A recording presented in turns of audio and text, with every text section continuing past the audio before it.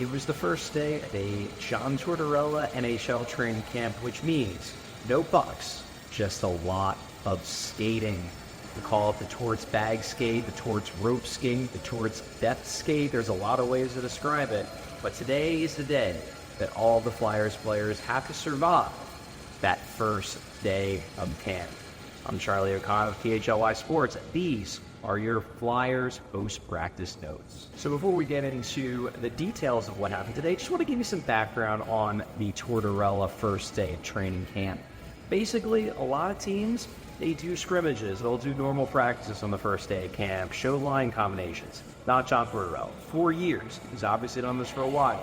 He used the first day of camp as essentially a skate test, a fitness test. But not just any skate test or fitness test. It is one of the, if not the most demanding skate test of any NHL club today. So what exactly is a skate test? Well, it's broken up into two parts really, and the rope is the key part of part one. So essentially what they do is they tie a rope, and this rope Tortorella has had for decades. He's legendary among his former players. They tie a rope between two nets. They don't quite go to where the nets usually are, but they're pretty close on a normal ice surface. They tie the rope between the two nets, and the players have to go around both nets kind of in an oval sort of pattern.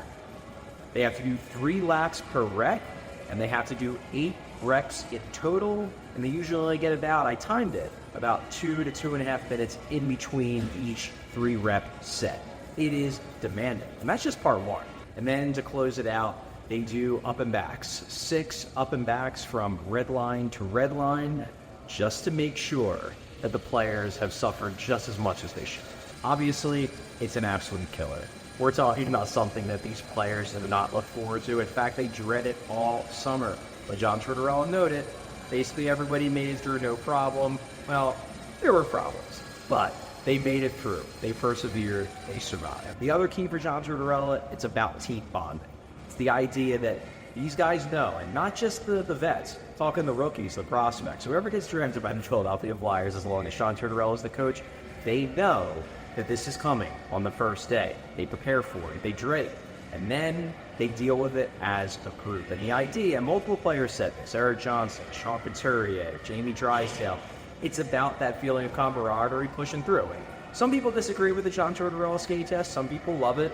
I'm probably somewhere in the middle. But I can tell you, the players do sincerely believe it does bring them together and there's value.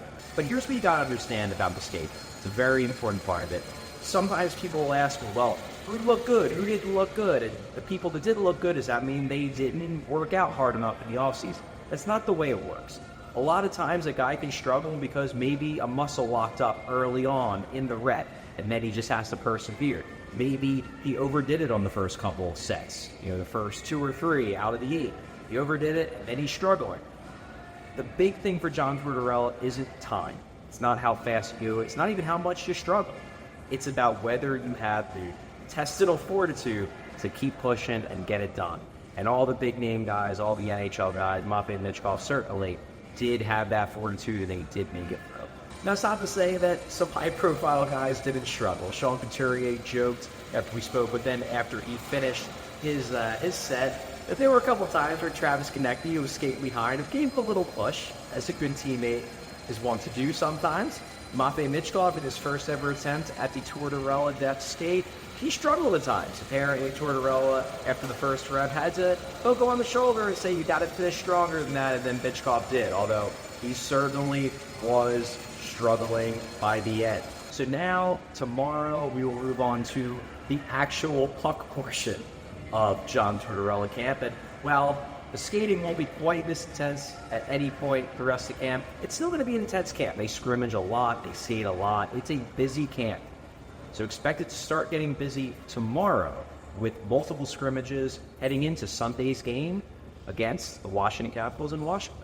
We did get some important injury updates, though, heading into the more, I won't say active, but let's say more hockey-ish portion of camp. There were multiple players, multiple key NHL players that had procedures done this summer, had medical procedures done, and there were some questions about what their availability would look like heading into camp. Well, the big one, Sean Couturier, obviously the team's projected 1C, struggled in the second half. Many people theorize it was because he was playing through injury, and then he had a core muscle sports hernia surgery at the end of the season.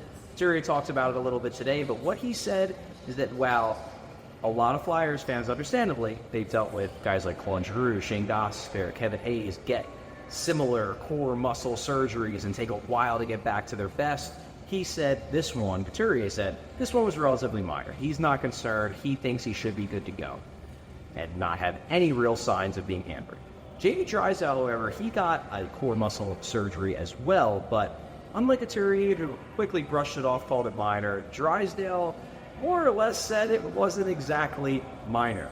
I specifically asked Drysdale if he would characterize the surgery he had this summer and the rehab process to be serious, or if he would put it more in the Couturier bucket of, after about 2 weeks, he felt like he could get back out skate, even though he had to wait 6 to 8 to make sure it was fully healed. Well, Drysdale kind of hesitated. He said, I'm not really sure how much I can reveal, but it took a minute for him to feel like he was ready to regain, full use of everything and be able to get back out there and do everything he wanted to do on the ice. He did very much thank the Flyers training staff. He spent the bulk of the summer here working in 40s, rehabbing, training.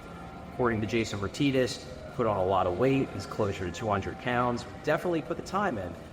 Just a little concern with Drysdale that maybe there might be a slow start, given the fact that we have seen guys who have the more severe version of the core muscle surgery take a little bit to get back to their full selves. And we'll close out the injury updates with Rasmus Ristolainen. Well, as a lot of you probably remember, Ristolainen missed most of the second half of last season with a triceps injury. Ristolainen revealed today it actually took 2 surgeries to resolve it. One in season that tried to get him back before the end of the year, and then one shortly after the season ended that required extensive rehab, but did confirm that for the last couple weeks, he's been back on the ice at 100% and should be fine for the rest of camp and, of course, for Game 1, which comes a little under a month, so keep an eye out for that.